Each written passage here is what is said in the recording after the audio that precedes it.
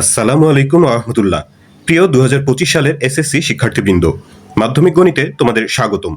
বন্ধুরা, পরীক্ষার এই পূর্ব মুহূর্তে আমি তোমাদের লেকচার টেস্ট পেপারের একদম শেষ অংশে যে এক্সক্লুসিভ মডেল টেস্ট আছে সেখানকার একেবারে শেষ দুইটি যে বহু নির্বাচনী অভিক্ষা সেই দুটি নিয়ে আলোচনা করব। তো আজকের এই পর্বে প্রথম মডেল টেস্ট বহু নির্বাচনী অভিক্ষা নিয়ে কথা বলছি। এখানে প্রথম যে প্রশ্নটা রয়েছে দেখতে পাচ্ছ, 1 নম্বর বলা হয়েছে -4, -3, -2, -1, 0, 1, 2, 3, 4 এই সংখ্যাগুলো কোন ধরনের সংখ্যা। তো এগুলো সবগুলোই হচ্ছে যে পূর্ণ সংখ্যা। এগুলো ঋণাত্মক সংখ্যা আছে, এর মধ্যে ধনাত্মক সংখ্যা আছে, শূন্য আছে, তবে সবগুলোই হচ্ছে পূর্ণ সংখ্যা, অর্থাৎ জেড বা ইন্টেজার বলা হয় যেগুলোকে, জেড দিয়ে প্রকাশ করা হয়, সেই সংখ্যাগুলো হচ্ছে এগুলো। তো আমরা এখানে বলতে পারি যে এগুলো হচ্ছে পূর্ণ সংখ্যা। বাকি যে অপশনগুলো আছে এখানকার, একটা ক নম্বরে বলেছে যে ধনাত্মক সংখ্যা, তো এখানে তো শুধু ধনাত্মক সংখ্যা নাই, ঋণাত্মক সংখ্যা আছে, শূন্য আছে। তারপর ঋণাত্মক সংখ্যা বললে সেটাও ভুল হবে, কারণ এখানে ধনাত্মক সংখ্যা এবং অঋণাত্মক সংখ্যা অর্থাৎ শূন্য আছে। তারপর অমূলদ সংখ্যা বললেও ভুল হবে, কারণ এগুলো সবগুলোই মূলদ সংখ্যা আসলে। অমূলদ সংখ্যাকে তো ভগ্নাংশ আকারে প্রকাশ করা যায় না, পূর্ণ সংখ্যার ভগ্নাংশ, কিন্তু এখানকার প্রত্যেকটা সংখ্যাকেই পূর্ণ সংখ্যার ভগ্নাংশ আকারে প্রকাশ করা যায়।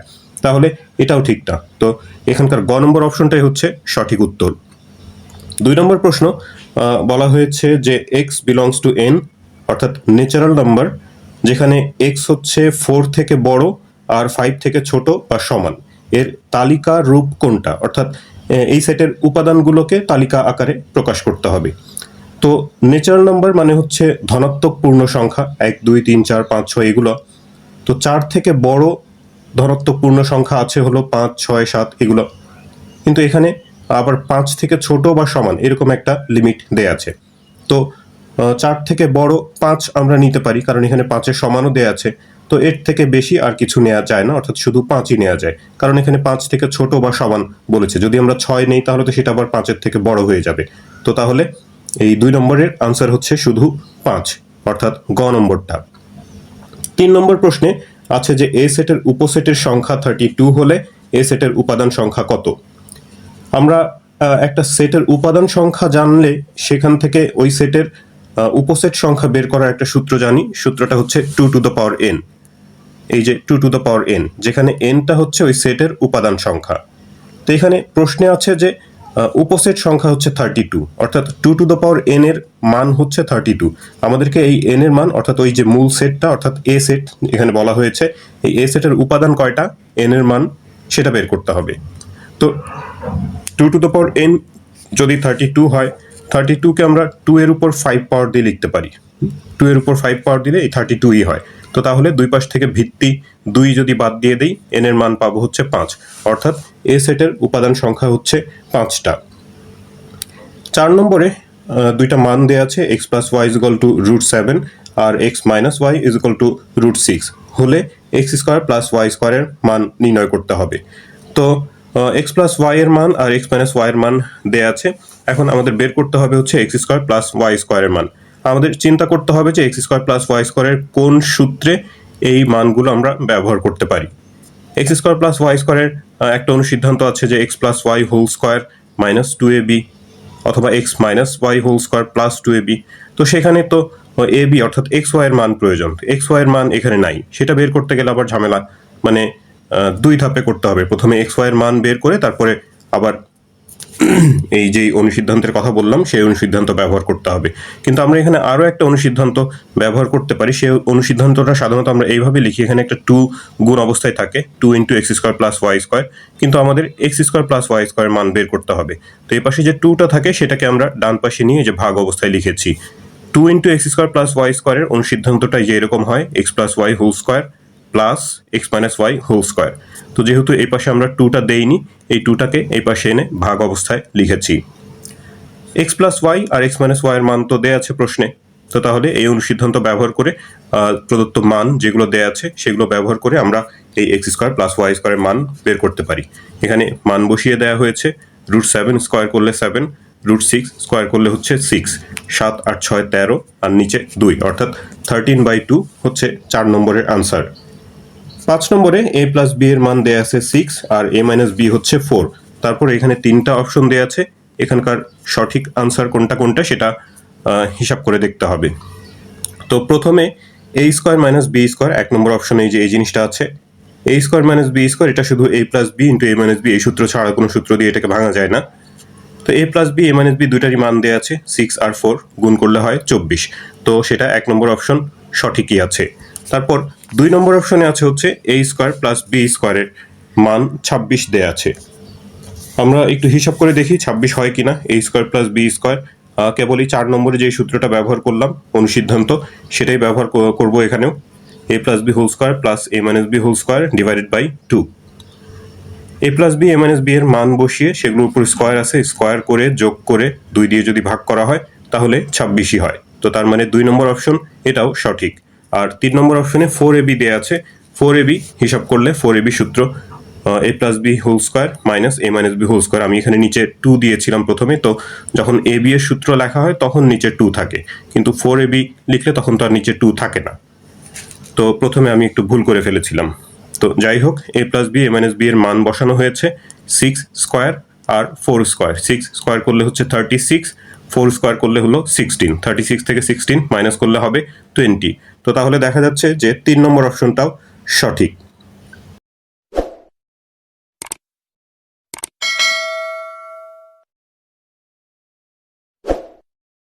6 নম্বর প্রশ্নে 3 inverse divided by 9 inverse whole to the power inverse এর মান কত?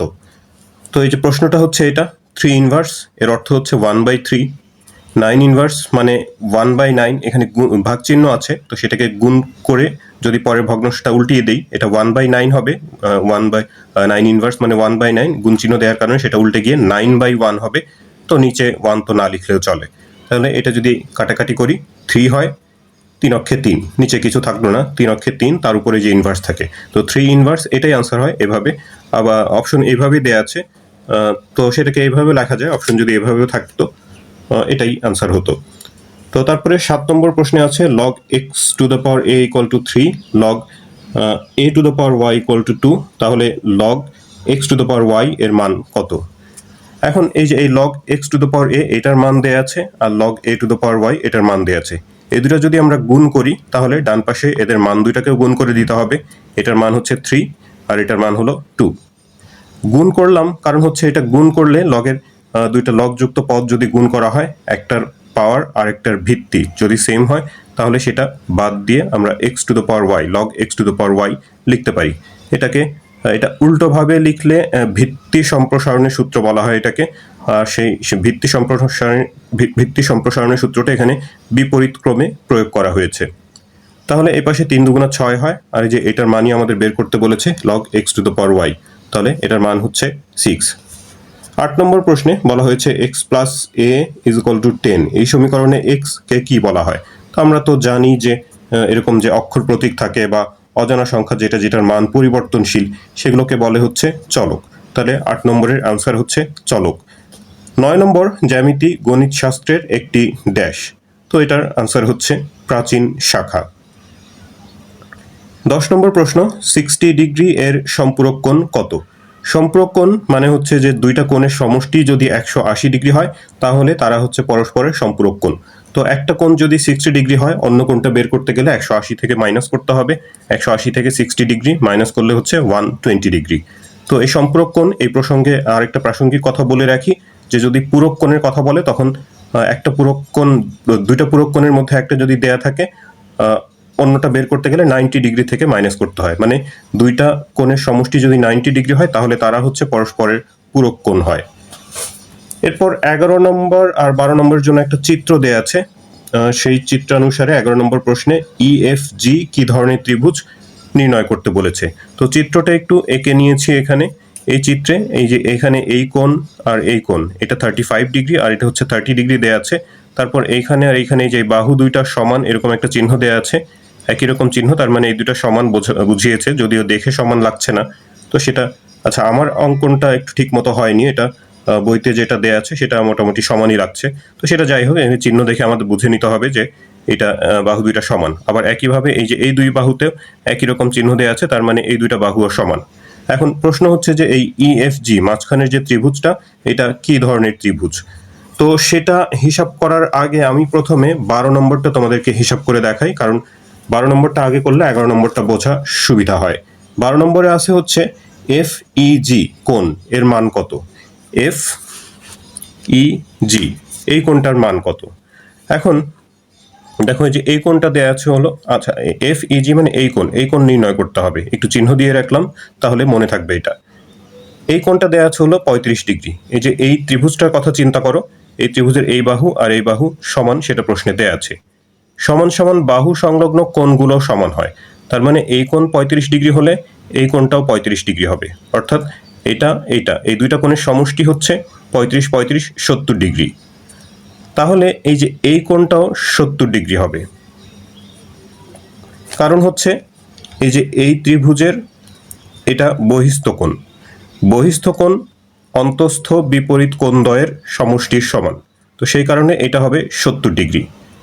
একইভাবে এই যে এই কোণটার কথা যদি বলি, এই ত্রিভুজের বহিস্থ কোণ এটা, তাহলে এই বহিস্থ কোণ এদের যে অন্তস্থ বিপরীত কোণ দুইটা আছে, এটা 30 ডিগ্রি, এটাও 30 ডিগ্রি হবে, কারণ এই দুই বাহু সমান। এটাও 30 ডিগ্রি, তার মানে 30 আর 30 এটা হবে হচ্ছে 60 ডিগ্রি।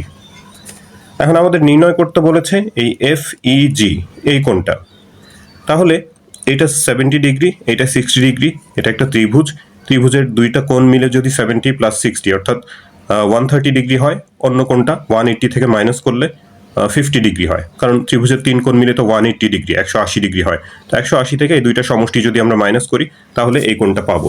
তো সেই কথাগুলো এখানে লিখেছি, যে প্রথমে ই এফ জি অর্থাৎ এই যে এই কোণটা হচ্ছে 35 35-এর যোগফল 70 ডিগ্রি, আবার ই জি এফ এই ইইজিএফ এই কোণ এটা হচ্ছে 30 আর 30-এর যোগফল 60 ডিগ্রি। তাহলে যেটা আমাদের নির্ণয় করতে বলেছে এফ ইজি কোণ, সেটা হচ্ছে 180 থেকে এই 70 আর 60 এর যোগফল মাইনাস করে যা পাওয়া যায়, অর্থাৎ 50 ডিগ্রি। তো এখন এই যে আমাদের 11 নম্বর প্রশ্নে ছিল হচ্ছে যে এই ত্রিভুজটা কি ধরনের ত্রিভুজ। এই ত্রিভুজের আমরা তিনটা কোণ দেখলাম হচ্ছে 3 মাপের, একটা হলো এটা নির্ণয় করেছি 50 ডিগ্রি, এটা 60 আর এটা 70, তিনটা কোণ 3 মাপের। তাহলে এর বাহুগুলোও তিনটা 3 মাপের হবে, অর্থাৎ কোনো বাহুই পরস্পর সমান না, আবার এখানে কোনো সমকোণ বা 90 ডিগ্রি কোণও নাই, তার মানে হচ্ছে যে এটা হচ্ছে একটা বিষম বাহু ত্রিভুজ। তো 11-12 হলো 13 নম্বর প্রশ্নে আছে যে বৃত্তে অন্তর্লিখিত সামান্তরিক একটা ড্যাশ। বৃত্তের মধ্যে যদি কোনো সামান্তরিক আঁকতে চাও তাহলে আসলে সামান্তরিক আঁকা সম্ভব না, কারণ সামান্তরিকের তো বিপরীত বাহু সমান থাকে, তো বিপরীত বাহু সমান করতে গেলে সেটা অবশ্যই একটা আয়তক্ষেত্র হয়ে যাবে। বৃত্তের মধ্যে একে চেষ্টা করে দেখতে পারো। আবার যদি বৃত্তের মধ্যে তুমি রম্বস আঁকতে চাও সেই ক্ষেত্রেও রম্বসও আঁকা সম্ভব না, সেটা বর্গক্ষেত্র হয়ে যাবে। তো আয়তক্ষেত্র এটা আসলে একটা সামান্তরিকই। তো এখানে প্রশ্ন ছিল যে বৃত্তে অন্তর্লিখিত সামান্তরিক, সেটা আসলে একটা আয়তক্ষেত্র বলে আমরা যাকে চিনি সেরকম আয়তক্ষেত্র হয়ে যাবে। তারপরে 14 নম্বর প্রশ্ন বলেছে যে 3.5 সেন্টিমিটার ব্যাসার্ধ বিশিষ্ট বৃত্তের কেন্দ্রগামী জ্যা এর দৈর্ঘ্য কত। কেন্দ্রগামী জ্যা মানে এই যে কেন্দ্রগামী জ্যা, এই বৃত্তের মধ্যে আমি একটু দেখিয়ে দিই, কেন্দ্রগামী জ্যা কেন্দ্র দিয়ে যেই জ্যাটা যায়, তো সেটা তো আসলে ব্যাস, ব্যাসটাই হচ্ছে কেন্দ্রগামী জ্যা। তো বলেছে যে 3.5 সেন্টিমিটার ব্যাসার্ধ বিশিষ্ট, তো ব্যাসার্ধ যদি 3.5 হয়, ব্যাস হবে তার দ্বিগুণ, অর্থাৎ 3.5 ইন্টু 2 অর্থাৎ 7 centimetre. 15 number caught theta equal to √3 দেয়া আছে, তারপর এখানে তিনটা অপশন দেয়া আছে, এর মধ্যে সঠিক কোনটা সেটা আমাদের একটু হিসাব করে দেখতে হবে। কট থিটা ইকুয়াল টু যদি √3 হয় তাহলে থিটা এর মান কত। √3 হচ্ছে কট 30 ডিগ্রির মান, তাহলে দুই পাশ থেকে কট বাদ দিয়ে দিলে থিটা এর মান পাবো হচ্ছে 30 ডিগ্রি। এখন 1 নম্বর অপশনটাতে আছে tan থিটা, অর্থাৎ থিটা যেহেতু 30 ডিগ্রি তো আমরা tan 30 লিখতে পারি, tan 30 মান 1/√3 হয়, তাহলে এটা 1 নম্বর অপশনের সাথে মিলে যাচ্ছে, অর্থাৎ 1 নম্বর অপশনটা সঠিক আছে। এরপর sec theta equal to 2 tan theta এরকম একটা অপশন দেয়া আছে। sec থিটা অর্থাৎ sec 30 ডিগ্রি, এটা 30 ডিগ্রি, sec 30 ডিগ্রির মান হচ্ছে 2/√3, ক্যালকুলেটর ব্যবহার করে করতে পারো। কসের মান যদি জানা থাকে, কসের মান উল্টিয়ে দিলে cos 30 মান যা হয়, cos আর sec যেহেতু পরস্পরের বিপরীত, cos 30 এর মান উল্টিয়ে দিলে আমরা sec 30 এর মান পাবো। তারপর এটার ডান পক্ষে আছে যে 2 tan থিটা অর্থাৎ 2 tan 30 ডিগ্রি, tan 30 মানে তো 1/√3, 2 এর সাথে সেটা গুণ করলে 2/√3 হয়, অর্থাৎ এর সমানই হয়। তাহলে 2 নম্বর অপশন যেটা সেটাও ঠিকই আছে। 3 নম্বর অপশনে বলা হয়েছে যে 4 sin theta equal to 1/cos 2 theta. তো 4 sin থিটা বা 30 ডিগ্রি মানে হচ্ছে sin 30 মানে হাফ, তার সাথে 4 গুণ করলে কাটাকাটি করে 2 হবে, আর 1/cos 2 থিটা অর্থাৎ 2 ইন্টু 30 অর্থাৎ 60 ডিগ্রি। তো cos 60 মান হচ্ছে হাফ, 1 এর সাথে হাফ ভাগ করলেও 2ই হয়, তো সেটাও সমান হয়ে যাচ্ছে। তো তার মানে 3 নম্বর অপশনটাও সঠিক। 16 নম্বর প্রশ্নে বলেছে tan 6a is equal two sec 6a হলে a কোণের মান কত। এই যে এইটা হচ্ছে প্রশ্ন, tan 6a is equal two sec 6a। দুইটা কোণের মান দুই পাশে সমান আছে, তো আমাদের চিন্তা করতে হবে যে tan এবং sec এর কোণ একই কোণের জন্য এই দুইটার মান সমান হয়। তো সেটা হচ্ছে 90 ডিগ্রি। tan 90 ডিগ্রির মানও অসংজ্ঞায়িত, sec 90 ডিগ্রির মানও অসংজ্ঞায়িত। তো তার মানে হচ্ছে এই 6a এর মান হচ্ছে 90 ডিগ্রি। তো 6a যদি 90 ডিগ্রি হয়, এ কোণ হবে হচ্ছে 6টাকে ওই পাশে নিয়ে ভাগ করে দিলে 6 15 90, অর্থাৎ এ কোণ হচ্ছে 15 ডিগ্রি।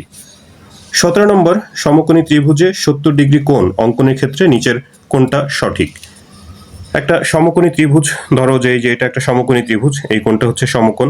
এমন যদি একটা সমকোণী ত্রিভুজ আঁকতে চাই, সেখানে একটা সূক্ষ্মকোণ যদি 70 ডিগ্রি হতে হয়, ভূমি সংলগ্ন কোণ এটা যদি 70 ডিগ্রি আঁকতে চাই, তাহলে এই ভূমিটা ছোট করতে হবে। ভূমি যত বড় হবে এই কোণের মান তত ছোট হতে থাকবে।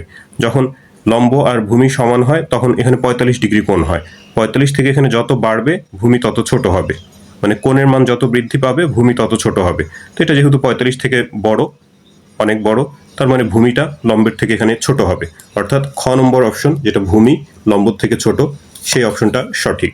তারপরে 18 নম্বর প্রশ্নে আছে যে একটা দ্রব্য 20% ক্ষতিতে বিক্রি করা হলো, ক্রয় মূল্য আর বিক্রয় মূল্যের অনুপাত কোনটা। আমরা ক্রয় মূল্য 100 টাকা ধরে নিতে পারি। ক্রয় মূল্য যদি 100 হয় তাহলে বিক্রয় মূল্য, যেহেতু প্রশ্নে বলেছে 20% ক্ষতির কথা, 100 টাকাতে 20 টাকা ক্ষতি হয়, তাহলে বিক্রয় মূল্য হবে হচ্ছে 80 টাকা। প্রশ্নে ক্রয় মূল্য আর বিক্রয় মূল্যের অনুপাত বের করার কথা বলেছে। ক্রয় মূল্য 100 হলে বিক্রয় মূল্য হচ্ছে 80, অর্থাৎ ক্রয় মূল্য আর বিক্রয় মূল্যের অনুপাত 100 অনুপাত 80। এটাকে আমরা 20 দিয়ে কেটে ছোট করে নিতে পারি, 20 দিয়ে কাটলে 5 20 100, 4 20 80, অর্থাৎ 5:4 হচ্ছে আনসার। এরপরে দেখো 19 নম্বর প্রশ্নে বলা হয়েছে দুইটি সংখ্যার অনুপাত 3:4, এদের গসাগু 3 হলে সংখ্যা দুটির লসাগু কত। এখন অনুপাত দেয়া আছে হলো 3:4, তো অনুপাতের রাশিগুলোকে একই সংখ্যা দিয়ে গুণ করলে সেটার আসল সংখ্যাটা পাওয়া যায়। তো কি দিয়ে গুণ করতে হবে সেটা তো আমরা জানি না, তো এই কারণে ধরে নিচ্ছি যে x দিয়ে গুণ করছি। একটা সংখ্যা 3x হলে আরেকটা হবে তাহলে 4x। 3x আর 4x, 3 আর 4 এর মধ্যে তো কোনো সাধারণ উৎপাদক নাই, x x এই দুইটাই কেবল সাধারণ আছে, তো তার মানে এদের গসাগু হবে হচ্ছে x। এখন x এর মান প্রশ্নে বলেছে যে গসাগু হচ্ছে 3, তার মানে x হলো 3। প্রশ্ন লসাগু কত। লসাগু হবে হচ্ছে 3 আর 4 এর লসাগু 12, x আর x এর লসাগু x, অর্থাৎ 12x হবে হচ্ছে এই সংখ্যা দুইটার লসাগু। আমরা যেহেতু x এর মান জানি 3, তো 3 বসিয়ে দিলে 3 12 36, অর্থাৎ সংখ্যা দুইটার লসাগু হবে হচ্ছে 36। তারপরে 20 নম্বর প্রশ্ন বলেছে যে নিচের কোন সমীকরণ জোটটি সঙ্গতিপূর্ণ, পরস্পর অনির্ভরশীল এবং অনন্য সমাধান বিশিষ্ট। অনন্য সমাধান মানে হচ্ছে যে একটা মাত্র সমাধান আছে। তো এখানে যে 4টা অপশন আছে সেগুলো প্রত্যেকটা চেক করে দেখেছি আমি, তার মধ্যে শুধু গ নম্বর অপশনটাই হচ্ছে মানে এই বৈশিষ্ট্যগুলো সম্পন্ন। এখন বৈশিষ্ট্যটা কি সেটা বলছি। যদি x এর সহগের অনুপাত আর y এর সহগের অনুপাত সমান না হয়, তো সেই ক্ষেত্রে হচ্ছে এই বৈশিষ্ট্যগুলো থাকে, অর্থাৎ সঙ্গতিপূর্ণ, পরস্পর অনির্ভরশীল এবং একটা মাত্র সমাধান থাকে। তো এখানে গ নম্বর অপশনের যে সমীকরণ দুইটা আছে, এখানে x এর সহগ 1, x এর সহগ 2, অর্থাৎ 1/2 x এর সহগের অনুপাত, y এর সহগ এখানে -1/2 আর এটাতে হচ্ছে 1, -1/2 কে 1 দিয়ে ভাগ করলে -1/2ই হয়। তো দেখা যাচ্ছে এটার হাফ আর এটার হচ্ছে -1/2, তো x এর সহগ আর y এর সহগের অনুপাত সমান হচ্ছে না গ নম্বর অপশনটাতে। তো এটাই হচ্ছে তাহলে সঠিক উত্তর। আমি তোমাদের একটা বিষয় এখানে একটু সাজেস্ট করে রাখি যে এই রকম একটা প্রশ্ন প্রায় প্রত্যেকটা এমসিকিউতে মানে প্রত্যেকটা প্রশ্নেই থাকে। তো সেটা 12 অধ্যায় 12.1 মানে প্রথম দিকে অনুশীলনীর শুরুর দিকে, অনুশীলনী না মানে অধ্যায়ের শুরুর দিকে একটা চার্ট দেয়া আছে যে দুইটা সমীকরণ জোটের বৈশিষ্ট্য কেমন হবে সেটা বোঝার জন্য একটা চার্ট দেয়া আছে। তো সেই চার্টটা তোমরা একটু দেখে নিবে, বা মনে রাখার চেষ্টা করবে, কারণ এখান থেকে একটা এমসিকিউ প্রায় প্রতিবারই থাকে। এরপরে 21 নম্বর প্রশ্নে বলা হয়েছে যে সমান্তর ধারার প্রথম পদ হচ্ছে 24, 10তম পদ 6, তাহলে ধারাটার সাধারণ অন্তর কত? 21 নম্বর প্রশ্নে সমান্তর ধারার প্রথম পদ 24 দেয়া আছে আর 10তম পদ 6 দেয়া আছে। সূত্রানুসারে 10তম পদ হবে হচ্ছে a প্লাস n-1, অর্থাৎ এখানে 10-1, আর সাধারণ অন্তর যদি d হয় তো 10-1 ইন্টু d, এটার মান হচ্ছে 6। এর মান প্রশ্নে দেয়া আছে, উদ্দীপকে দেয়া আছে 24, এখানে 10 থেকে 1 মাইনাস করলে 9 into d, 9d equal to 6। 24টাকে ডান পাশে নিয়ে 6 থেকে যদি বিয়োগ করি তাহলে পাবো হচ্ছে -18, তাহলে d ইজ ইকুয়াল টু 9 ওই পাশে গিয়ে ভাগ হয়ে 9 দুগুণে 18 -2। তো এই হচ্ছে সমান্তর ধারাটার সাধারণ অন্তর। তারপরে 22 নম্বর প্রশ্নে বলেছে যে ধারাটার প্রথম 10টি পদের সমষ্টি কত? তো সমষ্টি সূত্র, সমান্তর ধারার সমষ্টি সূত্র আমরা জানি যে n/2 into 2a plus n-1 into d। তো আমি সূত্র অনুসারে এখানে মান বসিয়ে দিয়েছি 10/2 ইন্টু 2 ইন্টু a অর্থাৎ 2 ইন্টু 24 প্লাস n-1 অর্থাৎ 10-1 ইন্টু d। d যেহেতু ঋণাত্মক এই জন্য এখানে একটা ব্র্যাকেট দিতে হবে। 10কে 2 দিয়ে ভাগ করলে 5, এখানে 24 দুগুণে 48, 10 থেকে একবার দিলে 9, আর -2 গুণ করলে 9 দুগুণে 18 -18 হয়। 48 থেকে 18 বাদ দিলে 30, তার সাথে 5 গুণ করে পাবো হচ্ছে 150। তো এটা হচ্ছে 22 নম্বর প্রশ্নের উত্তর। 23 নম্বর প্রশ্নে বলেছে যে a/b is equal two c/d হলে bc ইকুয়াল টু কি, অর্থাৎ bc এর মান কি হবে? এখন যদি a/b আর c/d সমান হয়, a/b এটাকে আমরা a/b লিখতে পারি, আর c/d মানে হচ্ছে c/d, আর গুণন যদি করি bc ইজ ইকুয়াল টু হয় ad, তার মানে bc এর মান হবে হচ্ছে ad। 24 নম্বর প্রশ্নে বলা হয়েছে যে h অক্ষরটির ঘূর্ণন কোণ কত? ঘূর্ণন কোণ মানে যত ডিগ্রি কোণে ঘোরানোর পরে সেটা আবার আগের অবস্থানে ফিরে আসবে, সেটাকেই বলে হচ্ছে ঘূর্ণন কোণ। তো h যদি আমরা ঘুরিয়ে ঠিক উল্টো করে দেই তাহলে কিন্তু সেটা ওই h যেমন দেখতে তেমনই আবার হয়ে যাবে। অর্থাৎ উল্টো করে দেয়া মানে হচ্ছে যে এই যে পুরো একটা বৃত্তের কথা চিন্তা করো, এটা এইখান থেকে নিয়ে আবার এইখানে উল্টো করে দেয়া, মানে হচ্ছে পুরোপুরি উল্টো করে দেওয়া মানে হচ্ছে যে 180 ডিগ্রি এটা ঘোরাতে হবে। 180 ডিগ্রি ঘোরালে ঠিক উল্টো হয়ে যাবে, আবার সেই আগের মতো এইচ যেমনটা হয় তেমনই হবে, অর্থাৎ 180 ডিগ্রি হচ্ছে এর ঘূর্ণন কোণ।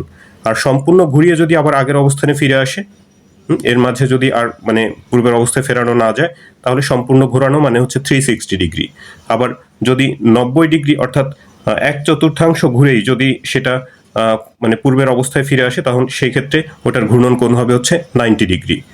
25 নম্বর প্রশ্নে বলেছে কোনো সমকোণী ত্রিভুজের অতিভুজ 13 সেন্টিমিটার এবং ভূমি 12 সেন্টিমিটার হলে এর ক্ষেত্রফল কত বর্গ সেন্টিমিটার? একটা সমকোণী ত্রিভুজের অতিভুজ যদি 13 হয়, ভূমি যদি 12 হয়, তাহলে অন্য বাহুটা 5 হয়, সেটা অঙ্ক করতে করতে তোমাদের মুখস্থ হয়ে যাওয়ার কথা। আর যদি নাও হয় পিথাগোরাসের সূত্র দিয়ে এটা বের করে নিতে পারি আমরা, এই দুই বাহুর যোগফলের বর্গের যোগফল অন্য অতিভুজের বর্গের সমান। সেই পিথাগোরাসের সূত্র একটু হিসাব করে দেখে নিতে পারো, সেটা সেই সূত্র তো আশা করছি যে তোমরা সবাই জানোই। তো যখন এই বাহুটা জানা হয়ে যাবে, এটা যদি লম্ব বিবেচনা করি এটা হচ্ছে ভূমি। ভূমি আর লম্ব জানলে আমরা ত্রিভুজের ক্ষেত্রফল বের করতে পারি হাফ গুণ ভূমি গুণ উচ্চতা সূত্র ব্যবহার করে। 2 আর 12 কাটলে 6, 5 6 30, 30 বর্গ সেন্টিমিটার হচ্ছে 25 নম্বরের আনসার। তারপরে 26 নম্বর প্রশ্নেও একটা সমকোণী ত্রিভুজের কথা বলা হয়েছে। পি কিউ আর ত্রিভুজে কিউ হচ্ছে 90 degree, P Q 5 centimetre, Q R 12 centimetre হলে পি আর এর মান কত? তো এই যে এই সমকোণী ত্রিভুজটা নিয়ে আবার একটু হিসাব করে দেখি যে কিউ এখানে 90 ডিগ্রি বলেছে, তার মানে এই যে এই কোণটা এটা হচ্ছে কিউ 90 ডিগ্রি। তারপরে পি কিউ 5, তো এখানে যদি আমি পি দেই, পি কিউ হচ্ছে 5, পি কিউ যদি 5 হয়, কিউ আর এটা কিউ আর হচ্ছে 12। প্রশ্ন হচ্ছে যে পি আর কত হবে? তো এখান থেকে তো দেখেই বোঝা যাচ্ছে এগুলো সব এই বাহুগুলো যেহেতু মিলে গেছে, এই কোণ এস মিলে গেছে, তাহলে এই অতিভুজ হবে হচ্ছে পি আর অর্থাৎ 13 সেন্টিমিটার। 26 নম্বরের আনসার তাহলে পেলাম হচ্ছে 13 সেন্টিমিটার। 27 নম্বর, একটা ত্রিভুজের তিনটা কোণের পরিমাপ 30 ডিগ্রি, 60 ডিগ্রি আর 90 ডিগ্রি হলে ত্রিভুজটা কোন ধরনের ত্রিভুজ? একটা কোণ যেহেতু 90 ডিগ্রি আছে তার মানে হচ্ছে এটা সমকোণী ত্রিভুজ। সমকোণী ত্রিভুজের একটা কোণ সমকোণ থাকে। 28 নম্বর প্রশ্নে দুইটা শ্রেণী দেয়া আছে, 34 থেকে 40 আর হচ্ছে 41 থেকে 47। এখন অপশন একে বলেছে যে এর শ্রেণী ব্যবধান 7। ঠিকই আছে, 34 থেকে 40 পর্যন্ত হাতে গুনে একটু হিসাব করে দেখতে পারো, অথবা যদি মাইনাস করো 40 থেকে 34 মাইনাস করলে হবে 6। শ্রেণী ব্যবধান কিন্তু মাইনাসের থেকে 1 বেশি হয়, অর্থাৎ 6 + 1 7। আবার এই যে 41 থেকে 47 সেখানে ওই একই রকম ব্যবধানই আছে, অর্থাৎ শ্রেণী ব্যবধান 7, এই অপশনটা সঠিক। 2 নম্বর বলেছে শ্রেণী ব্যাপ্তিদ্বয় অবিচ্ছিন্ন। অবিচ্ছিন্ন মানে হচ্ছে যে এই যে 40 প্রথম শ্রেণী যেটা দেয়া আছে 40 হচ্ছে শেষ সীমাটা, আর সেখান থেকেই যদি পরের শ্রেণীটা শুরু হতো তাহলে সেটাকে আমরা অবিচ্ছিন্ন বলতে পারি, কিন্তু এখানে তা না। 40-এ শেষ হয়ে পরের শ্রেণী শুরু হয়েছে হলো 41 থেকে, 41 থেকে, তাহলে এটা বিচ্ছিন্ন শ্রেণীব্যাপ্তি। এখানে অবিচ্ছিন্ন শ্রেণীব্যাপ্তি না এটা, অর্থাৎ 2 নম্বর অপশনটা সঠিক না। 3 নম্বর, এর প্রথম শ্রেণীর ঊর্ধ্বসীমা 40। হ্যাঁ ঠিকই আছে, 34 থেকে 40 40 দেয়া আছে, তো নিম্ন সীমা হচ্ছে 34 আর ঊর্ধ্বসীমা হচ্ছে 40, তাহলে 1 আর 3 এই দুইটা অপশন এখানকার সঠিক। 29 নম্বর, উপাত্তের সর্বোচ্চ মান 57, পরিসর 37 হলে উপাত্তের সর্বনিম্ন মান কত? তো এখানে পরিসরের ব্যাপার আছে, পরিসরের সূত্র ব্যবহার করব।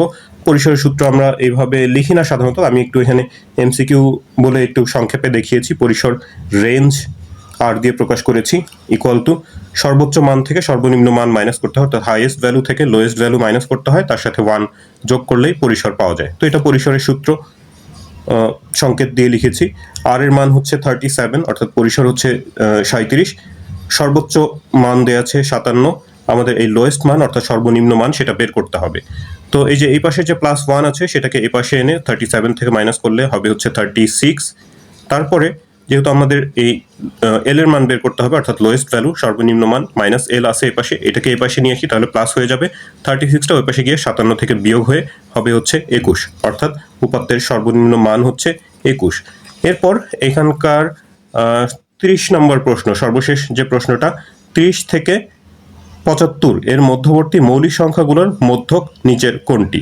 তো এটা হিসাব করতে গেলে আমাদের প্রথমে 30 থেকে 75 পর্যন্ত কি কি মৌলিক সংখ্যা আছে সেগুলো একটু দেখতে হবে। 30-এর পরে হচ্ছে 31 মৌলিক সংখ্যা, তারপরে আমাদের শুধু বিজোড় সংখ্যাগুলো নিয়ে একটু হিসাব করে দেখলেই হয়, কারণ কোনো জোড় সংখ্যাই তো মৌলিক হয় না শুধুমাত্র 2 ছাড়া। তো 33 হবে না, কারণ 33কে 3 দিয়ে 11 দিয়ে ভাগ যায়। 35ও হবে না। 37 মৌলিক সংখ্যা। 39 হয় না, 39কে 3 দিয়ে বা 13 দিয়ে ভাগ যায়। 41 মৌলিক সংখ্যা। 43 মৌলিক। 47, 49 হয় না, 51 হয় না, 53, তারপর 55 তো হবে না, 57 হয় না, 57কে 3 দিয়ে 19 দিয়ে ভাগ যায়, তো 59 হয়। 61, তারপরে 63 হবে না, 65 তো হবেই না, 67, 71, 73 এগুলো হচ্ছে 75 এর মধ্যবর্তী, 30 থেকে 75 এর মধ্যবর্তী মৌলিক সংখ্যা। তো এখানে দেখা যাচ্ছে 1 2 3 4 5 6 7 8 9 10 11, 11টা সংখ্যা আছে। তো এগুলো তো ছোট থেকে বড় সাজানোই আছে। তো এখানকার মধ্যক হবে হচ্ছে যে দুই পাশ থেকে যদি আমরা সমান সংখ্যক সংখ্যা বাদ দিয়ে দেই, এদিক থেকে 5টা, এদিক থেকে শেষের দিক থেকে 5টা যদি বাদ দিই তাহলে মাঝখানে পাবো হচ্ছে 53, অর্থাৎ মধ্যক হচ্ছে এদের 53। আর যদি মাঝখানে 2টা সংখ্যা থাকতো তাহলে সেই 2টা যোগ করে 2 দিয়ে ভাগ করলেই মধ্যক পেতাম। তো শিক্ষার্থী বন্ধুরা, এই ভিডিও থেকে তোমরা যদি উপকৃত হয়ে থাকো তাহলে চ্যানেলটি সাবস্ক্রাইব করার এবং বন্ধুদের সাথে শেয়ার করার অনুরোধ জানাচ্ছি। তোমরা সবাই ভালো থাকবে, প্রার্থনা তোমাদের সবার জন্য। আল্লাহ হাফেজ।